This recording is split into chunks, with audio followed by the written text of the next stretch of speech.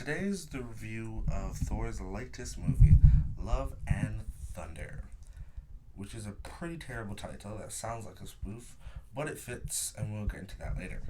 Before we start, this is a spoiler review and may reference any MCU show or movie before it.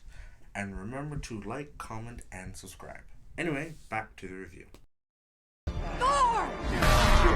The Thor series has always been some of the most divisive and personally one of the worst series in the MCU. The first Thor was drab and boring, but there was at least something to build upon.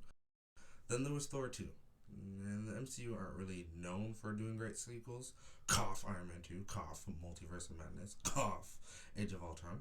But Thor 2 was one of the worst movies in the MCU. But for me, the most controversial Thor movie was the great Thor Ragnarok. See, Ragnarok was a good movie and a good comedy, and it showed a different side of Thor.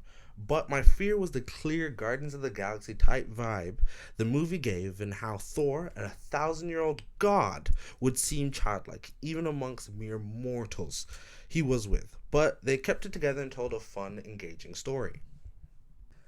Now we finally get to Thor for Love and Blunder. Thor being the only original member of the Avengers with a solo series reaching 4 films. Taika Waititi has come back to direct from Ragnarok, this film in which Thor has lost his mother, surprise sister, father, over half his people, even before Thanos snapped, his kingship, a recent-ish breakup, and some dude named Loki, who is his brother who is dead, sort of, time travel and multiverse shenanigans. But to Thor, he's dead for the 3rd time. So we're meeting a Thor with not much left in him and not knowing where to stand, and this story-wise turns into a disaster. Mjolnir! Jay? Let me tell you the story of the space Viking, Thor Odinson. The thoughts of maybe expanding Thor's adventures with the Guardians of the Galaxy ended right at the beginning of the movie, with a really goofy scene. Not gonna lie, I kinda love the Chuck Norris splits on the truck reference, but it felt really goofy for the God of Thunder, the great and powerful Thor, the one who cut off Thanos' head. He's never really treated like a god, but instead portrayed as a lovesick idiot and not an old god. From his jokes, which some were not great or too long, or just kept on going and coming back, to his overall lack of growth, it felt childish, making this whole film feel childish.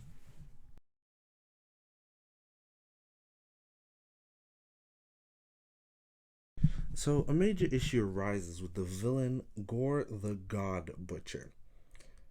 He never felt like a big threat. He managed to kill one god in the very beginning, but after that we only had a montage of the gods he had killed.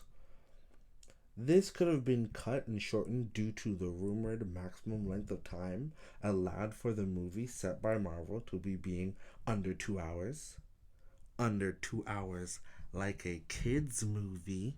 No negative impact of these gods dying were shown, which leads into my next point. Why, as the audience, were we against Gorr? All the gods they showed were all really cruel, or we had no personal connection to.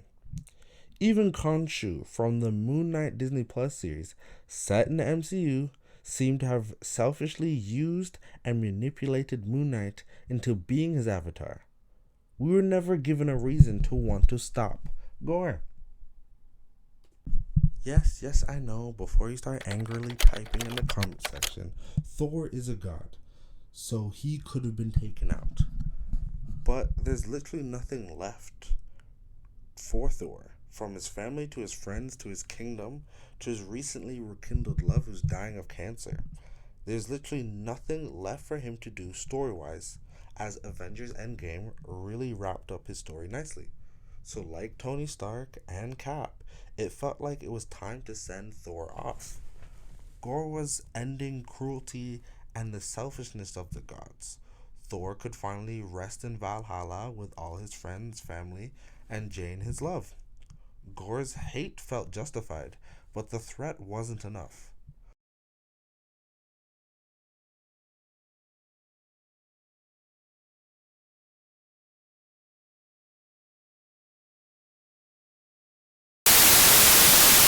Martin Scorcese was right. Yeah, I said it. There's no point in arguing with it. He was correct. Up until this movie, I felt Martin Scorsese didn't understand Marvel movies, but it was I who didn't understand his point. This movie was very safe. Thor was very safe. It felt like an amusement ride with just enough ups and just enough downs, but in the end, nothing changed. The kids attacking the shadow demons never allowed me to worry about anything going wrong or anything would happen. Disney wouldn't allow some kids to die on screen. We literally were fighting monsters with stuffed teddy bears. So even in the climax of this film, it felt like a joke or a kid's film or even a spoof. But I should have gotten that from its terrible title, Love and Thunder. The title sounds like a spoof on a Thor movie, and it was treated as such. Even going back to the 2-hour mandated runtime, it felt like a kids' movie, or rather an entertainment vehicle for kids. A theme park ride. In conclusion, Thor 4 was a waste of time. Blundering the plot, the motivation, the villain, and most egregiously the main character, Thor himself. Oh, and the almighty Thor, Mrs. Jane Foster, could have been handled better. Like, actually making her worthy of Mjolnir, not just Thor's love allowing her to wield the magical mighty hammer. Anyway, this Phase 4 has been a real dud, with way too many movies and TV shows, and it seems that the quality has significantly decreased as a result. It is time to be more selective in what I watch from the MCU. Also, last point, why didn't Thanos go to Eternity? Would have been faster and a lot easier than collecting the stones. Could have wished half the universe's population away. I'm just saying.